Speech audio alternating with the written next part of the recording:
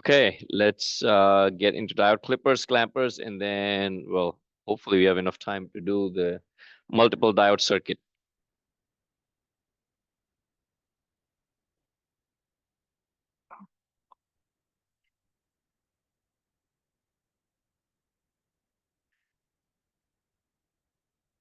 Diode clippers. Okay, clippers. We're going to analyze the circuit using the ideal diode model. So ideal diode model, of course, is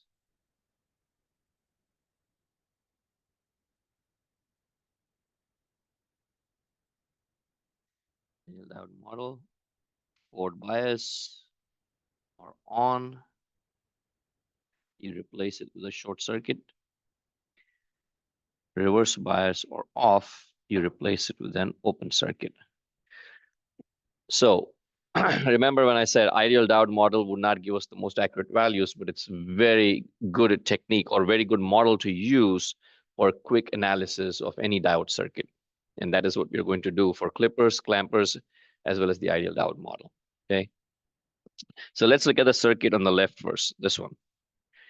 Diode clippers can be said to be in series as well as in parallel. If the diode is connected in series with the input and the output is also taken in series with the diode, then we say it's a series clipper. If we take the output across the diode, meaning both terminals of the diode, then we say it's a parallel clipper. So this is an example of a parallel clipper. A series clipper would be something like this.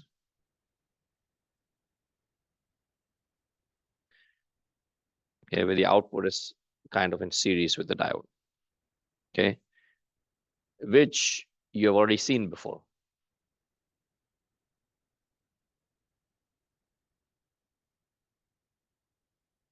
Where have you seen this before?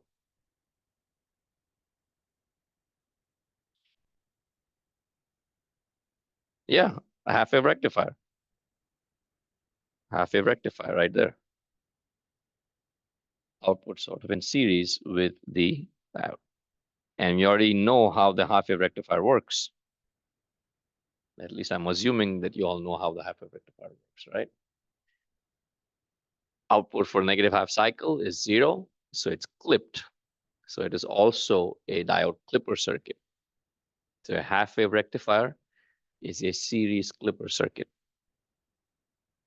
Anyway, let's come to this circuit. If we apply an AC input signal, whether it's a sine wave, square wave, triangular wave, does not really matter. Any input AC signal that is alternating between a positive and a negative value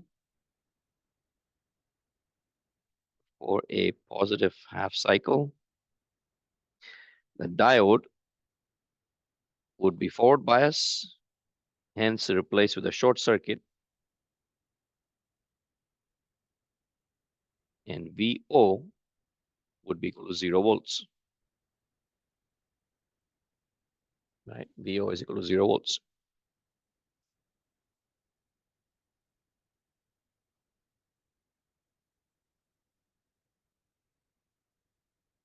Positive half.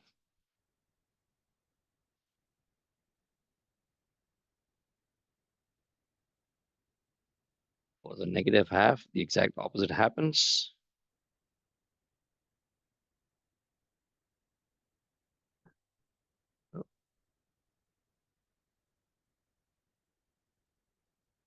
Diode is reverse bias, off. It's an open circuit. So VO or V out is equal to V in. So if we apply an input to this circuit, let's say V in, let me draw it out below this one.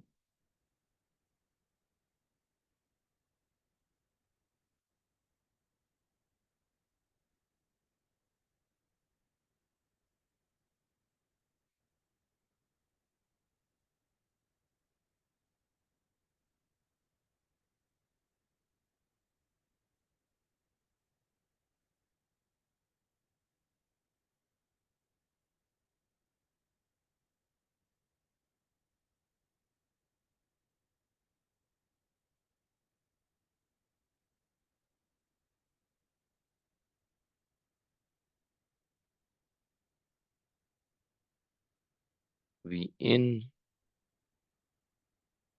V out.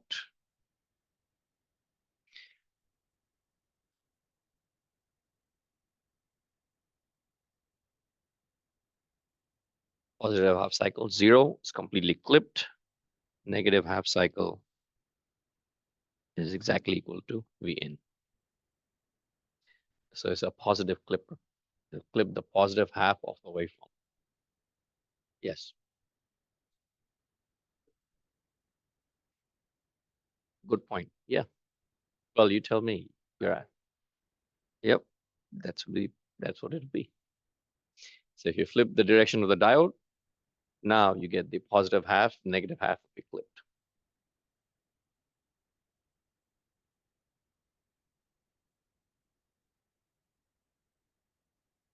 So this is the first circuit. The question being asked is why would we want to clip something? Well, can we think of an instance where the voltage would be fluctuating and going beyond, well, what our device could handle? And there's a fuse, absolutely. But your power surge protectors, there are diodes in there. Power surge protectors, well, of course, not this kind of circuit, but this is one example of where we can actually use diodes. For the most part, in power surge protectors, we use Zener diodes. So we don't need to use an extra battery source for a specific level. But in real life, the question and the point being made or the question being asked was about where would we use this kind of circuits. The application of a diode clipper would be any application where we don't want our voltage levels to fluctuate beyond a certain level. So a typical power outlet voltage will also always fluctuate depending on the usage, the time of day. It's constantly fluctuating. Okay, there's a range somewhere between 110, 115 volts, 120 volts that will fluctuate.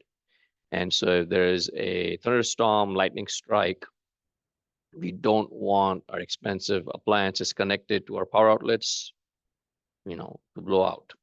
So we connect them to a power surge protector. Power surge protector has diodes inside it, like a diode clipper circuit inside it, that would protect the output from going beyond that limit. All right, other questions? Straightforward, right? So what happens when we connect a battery to that diode? Not quite. So let's analyze it together. What happens in the positive half cycle?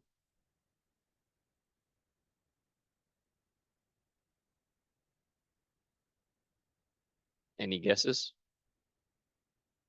Let's take a look at the anode of the diode first. The anode of the diode is at plus 4 volts, right? So the cathode of the diode must be less than 4 volts if the diode has to turn on. If the cathode of the diode goes higher than 4 volts, then the diode turns off. Make sense? The anode is held at 4 volts. So the cathode is higher than 4 volts, then the diode goes off. If the cathode is less than 4 volts, then the diode remains on. So in the positive half cycle, let's say we apply, actually, before drawing anything out, let me write it out. Anode is plus 4 volts. As long as cathode is less than 4 volts, diode is on. When the cathode goes higher than 4 volts,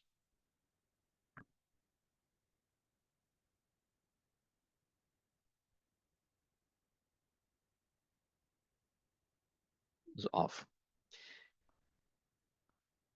So in this example, it's 4 volts, but it could be any value, right? V battery or VDC, any value.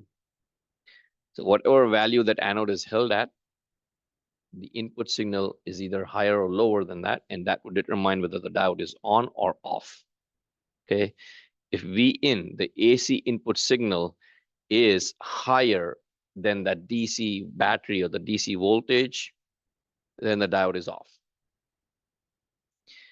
And so for value less than value less than 4 volts, the diode behaves like a short circuit.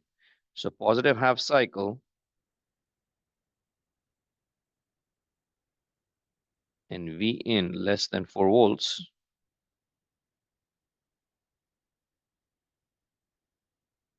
diode is on, behaves like a short circuit. So what is the output? Absolutely. The battery is connected directly to the output, so V out is plus 4 volts.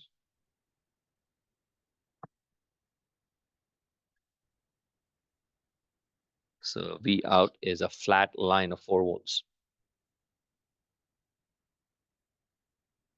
And then positive half, V in goes greater than 4 volts. Diode turns off. And then V out is equal to V in.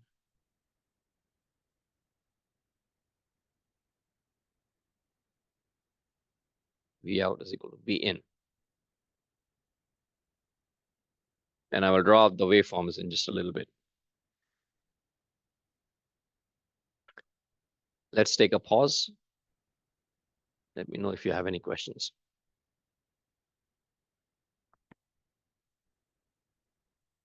Yes.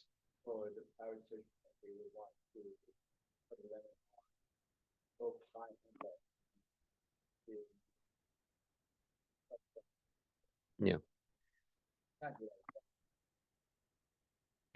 Diodes are cheap. Yeah. Well, because the 1 in 4,000 series we use, they can go all the way up to 1,000 volts. The hundreds of volts and 4007 can go up to 1,000 volts in reverse.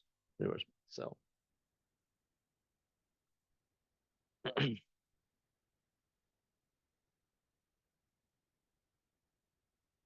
yeah, something like that.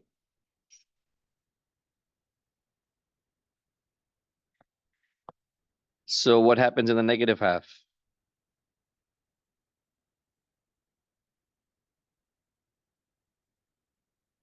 Diode will always remain on because cathode is always connected to a negative value. So diode will always be on. So in the negative half cycle, V out is always equal to the battery.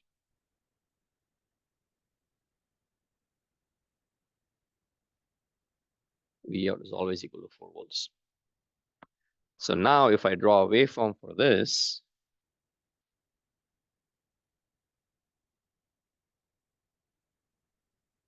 let's draw V out. Sorry, V in first.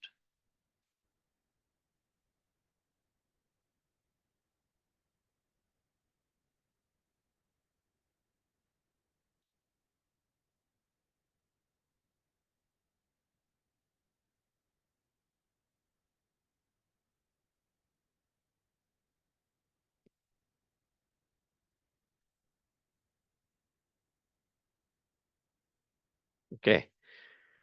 All right, let's see. Let's do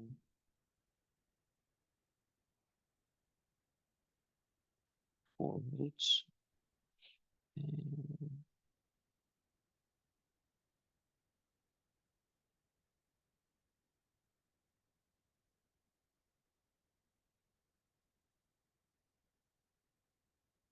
And that's the positive half cycle, 4 volts. And the negative half cycle will still remain 4 volts.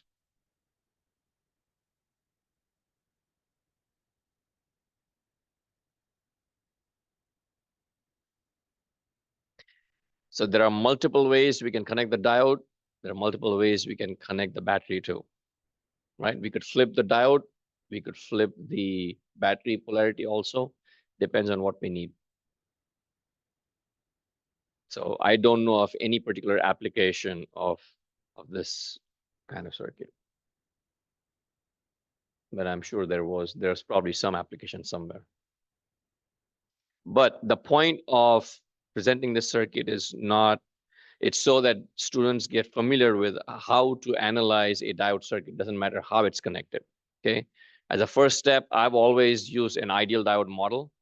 Faced with any kind of diode circuit, any kind of any number of diodes in a circuit, I always take the ideal diode model and analyze it first.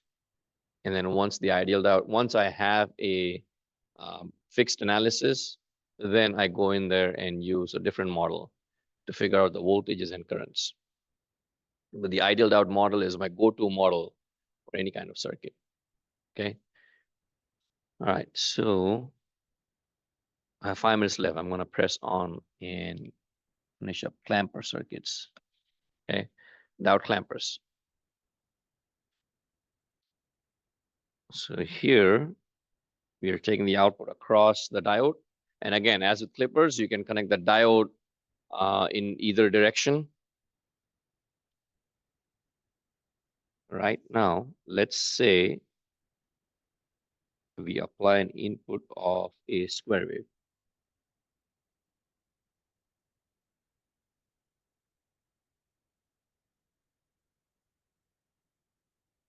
Okay, so square wave input.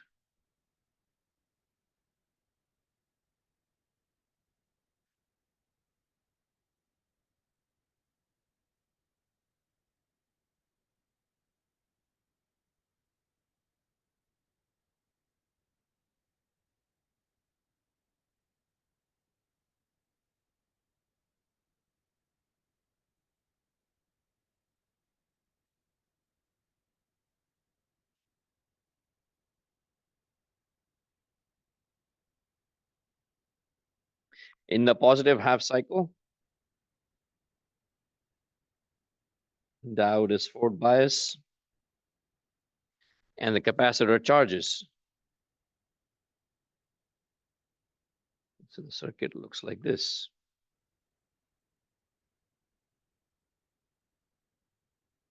Right, positive half.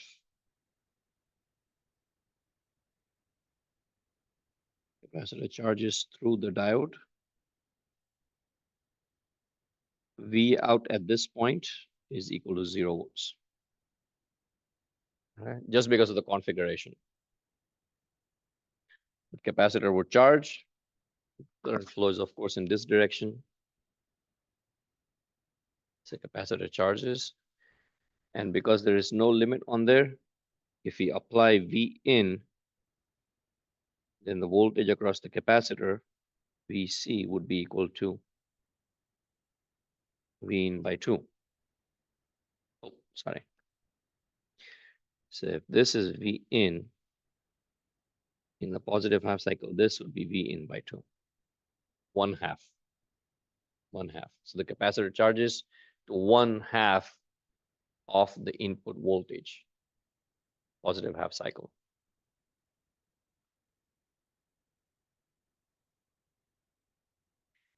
In the negative half, diode turns off.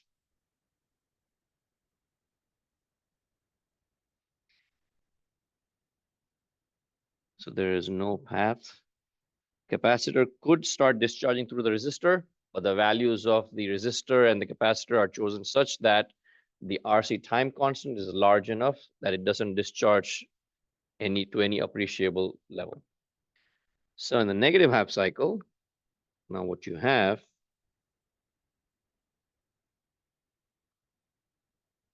is the reversed negative cycle, right? Reverse voltage. And to V out, it appears as if it's VC plus V in by 2, which of course is V in or minus V in, right? The negative value. And so if we plot our output,